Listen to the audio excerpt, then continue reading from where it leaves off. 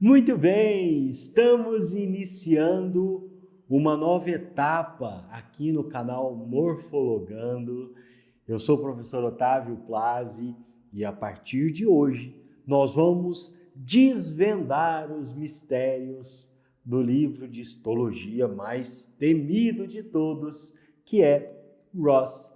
Nós vamos falar capítulo a capítulo dos tecidos fundamentais da histologia geral. Vamos falar de tecido epitelial, tecido conjuntivo, tecido muscular e tecido nervoso, esmiuçando, explicando passo a passo, como você já conhece, com a nossa didática, para que você, de uma vez por todas, entenda a histologia na profundidade que ela merece, sem a dificuldade que te assusta, porque aqui você sabe, você vai aprender de uma forma muito mais divertida e muito mais real.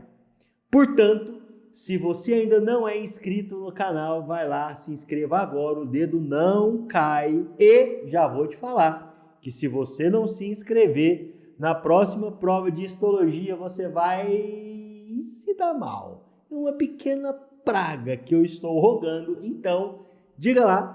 Se você ainda não é inscrito ou inscrita no nosso canal, para evitar qualquer problema, se inscreva imediatamente, tá bom? Sem mais delongas, vamos ao que vocês vieram buscar. Vamos começar no quarto capítulo do Ross, onde ele fala a respeito das generalidades dos tecidos, da relação com as células e a base para a gente entender cada um dos tecidos fundamentais. Vamos falar sobre o quarto capítulo do Ross. Então vamos lá. Quarto capítulo, tecidos, conceitos e classificação. Queridos, eu entendi que a melhor maneira de nós, de fato, compreendermos o termo tecido, a gente precisa tirar do mundo microscópico e trazer para o mundo macroscópico. Trazer para o mundo macroscópico, eu acho que o principal exemplo que eu posso te dar para gerar esse entendimento é a relação entre um tijolo e uma parede.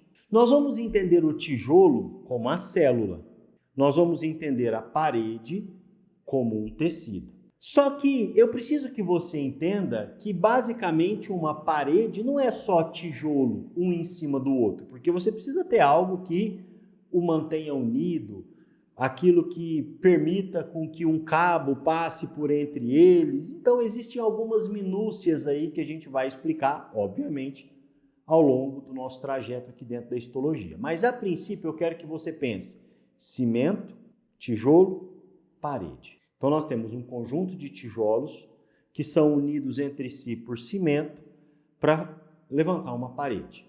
Então basicamente nós vamos entender que o tijolo representa a célula e que a união desses diferentes tijolos faz com que surja uma parede. E essa parede representa para nós um tecido. Mas é importante que você entenda que às vezes a gente vai colocar um tijolo virado assim, outras vezes vai colocar um tijolo virado assim. Algumas vezes eu vou ter que quebrar um tijolo no meio, outras vezes eu vou colocar um tijolão, outras vezes eu vou colocar um tijolinho mais fino. Outras vezes eu vou precisar modificar um pouco a estrutura disso. Por quê?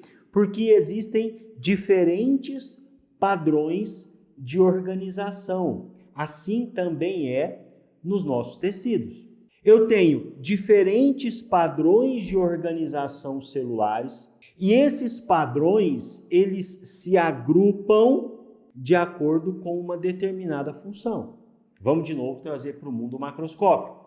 Se a gente entender que, por exemplo, para eu fazer um arco, eu vou precisar posicionar todos os tijolos em de uma determinada maneira ou de uma determinada forma.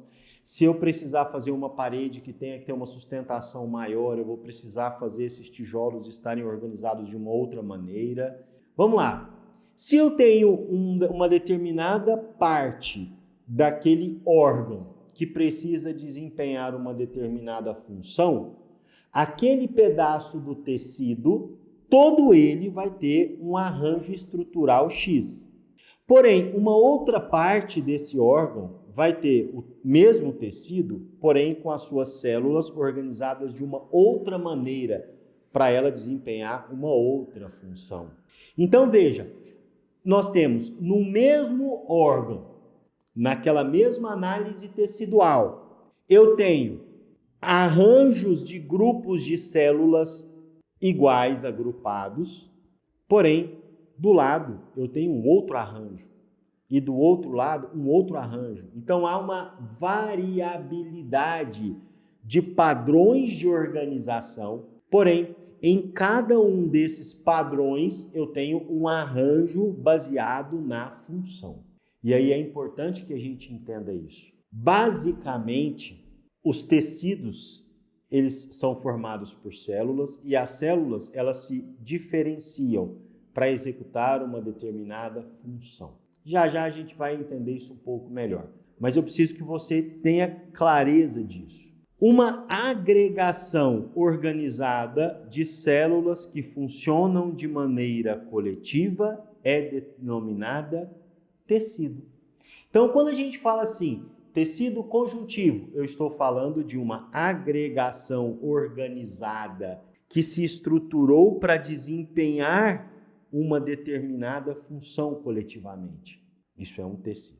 E aí, quando a gente pensa nessa especificidade, nessa variabilidade, nós vamos entender o grau de complexidade que é o corpo humano.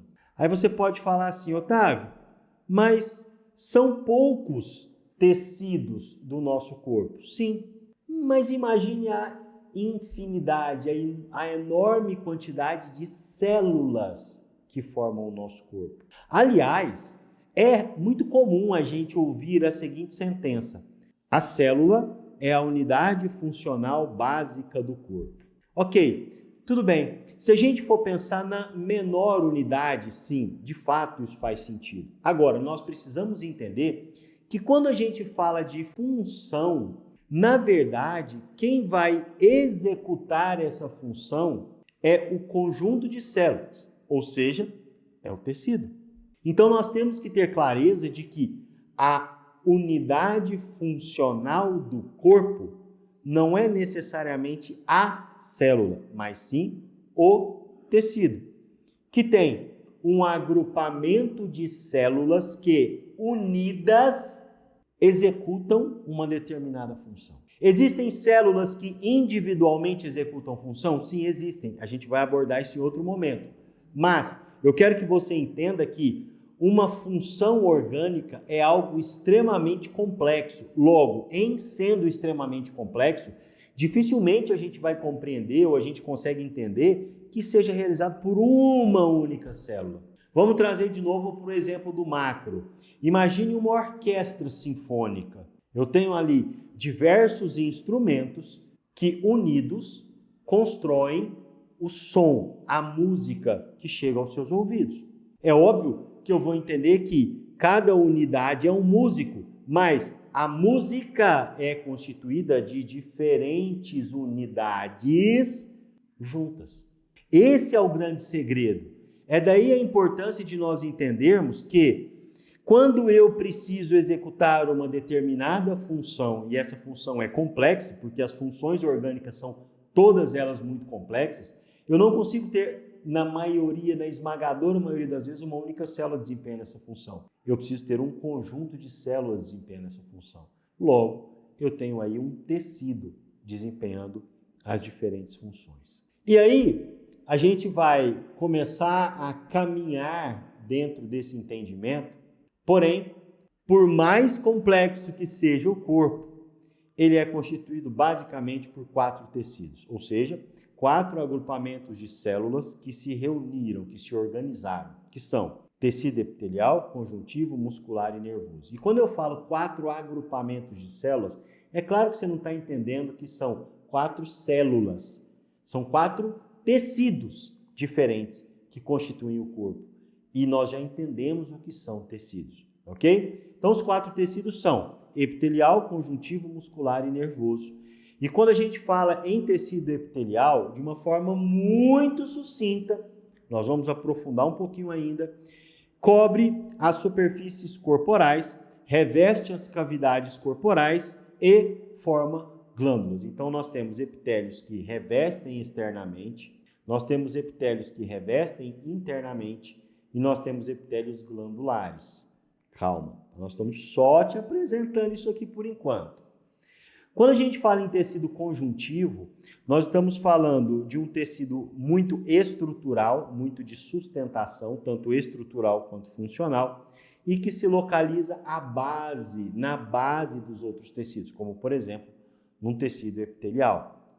Nós temos o tecido muscular, que é formado basicamente por células contráteis e, se são células contráteis, tem forte correlação com movimento, e aí eu não estou falando só de movimento articular, mas do movimento de trânsito entre diferentes órgãos e tecidos, tem relação com o músculo. E nós temos também o tecido nervoso, que recebe, transmite e integra informações tanto internas quanto externas. Se a gente entende que nós temos estes 4 tipos de tecidos, a gente vai entender que são 2 com uma determinada característica primária e outros 2 com outra característica. Então veja, nós temos o tecido epitelial e o tecido conjuntivo, que basicamente são classificados e diferenciados por meio da sua estrutura morfológica.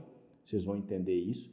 Então, o que vai trazer a classificação básica de um tecido epitelial e de um tecido conjuntivo tem a ver com a forma das suas células. Guarda essa dica. Então, a principal classificação, a classificação básica do tecido epitelial e do tecido conjuntivo tem a ver com o formato, tem a ver com a estrutura das suas células ou dos seus componentes. Enquanto que o tecido muscular e o tecido nervoso têm como classificação primária a sua função. Então, a gente fala que tecido muscular e nervoso tem classificação basal na função e tecido epitelial e conjuntivo tem classificação basal na estrutura. Otávio, por que eu preciso saber disso? Porque na hora que você estiver diante deste tecido, para você saber a classificação, se for um epitelial ou um conjuntivo, olha a forma, olha do que está sendo constituído, olha a estrutura desse tecido. Por outro lado, se você estiver diante de um músculo ou de um tecido nervoso, ao invés de você olhar muito para a estrutura, para a morfologia, dê um olhar atento à função desse tecido, que provavelmente você vai ter uma classificação mais segura. Otávio, mas veja, basta saber a estrutura ou a função que eu consigo classificar os 4 tecidos? Queridos, queria eu que fosse simples assim. Mas se fosse simples assim, provavelmente você não estaria aqui buscando no YouTube a solução para sua dor de cabeça. E eu não mereceria o like que você vai dar agora e nem a sua inscrição, porque se você chegou até aqui no vídeo, eu mereço, não mereço? O seu like, a sua inscrição, mereço que você coloque o nosso canal aí no grupo da sua sala, da sua faculdade, me ajude a divulgar esse canal para a gente empolgar e fazer cada vez mais vídeos, beleza? Então vamos lá. É claro que eu tenho uma classificação primária, e essa classificação primária, no epitélio e no conjuntivo, ela é estrutural, no nervoso e no muscular, ela é funcional. Mas existem subclassificações, existem detalhes que levam em consideração algo que não faz parte da classificação primária. Exemplo básico, nós temos músculos. O músculo, ele tem basicamente uma classificação funcional, como nós vimos, mas também nós levaremos em consideração a forma do músculo para poder classificá-lo, a sua estrutura morfológica. Por exemplo, músculo liso ou músculo estriado. O músculo estriado tem como característica apresentar estriações transversais, ou seja, estamos falando da forma, enquanto o músculo liso não tem. Então, olha, coloque, se você for um rapaz, as suas barbas de molho, porque nós vamos caminhar muito aqui dentro dos capítulos do Ross. Essa é apenas a nossa primeira aula. E na próxima aula, aula 2 deste conteúdo, nós vamos nos aprofundar. Não, porque a gente tem capítulos específicos para isso. A gente vai dar uma aprofundada no tecido epitelial e no tecido conjuntivo, nas suas caracterizações gerais, Na outra aula vamos falar de tecido muscular e nervoso, mas depois nós teremos aulas exclusivas pelo Ross de epitélio, conjuntivo, muscular e nervoso. Então temos muitas aulas pela frente ainda. E eu espero que você tenha gostado. Deixe aqui embaixo a sua dúvida, se você tem dúvida, que eu vou responder uma a uma. Se você também quiser, siga o nosso Instagram, @morfologando, e também me siga no Instagram, @OtávioPlazzi. Vai ser uma alegria tê-los nos acompanhando aqui. Bom, chegou até aqui. Se essa aula foi útil para você, eu quero te convidar a continuar acompanhando o nosso trabalho. Não deixe de se inscrever no nosso canal e eu te vejo no próximo vídeo. Tchau, tchau, pessoal!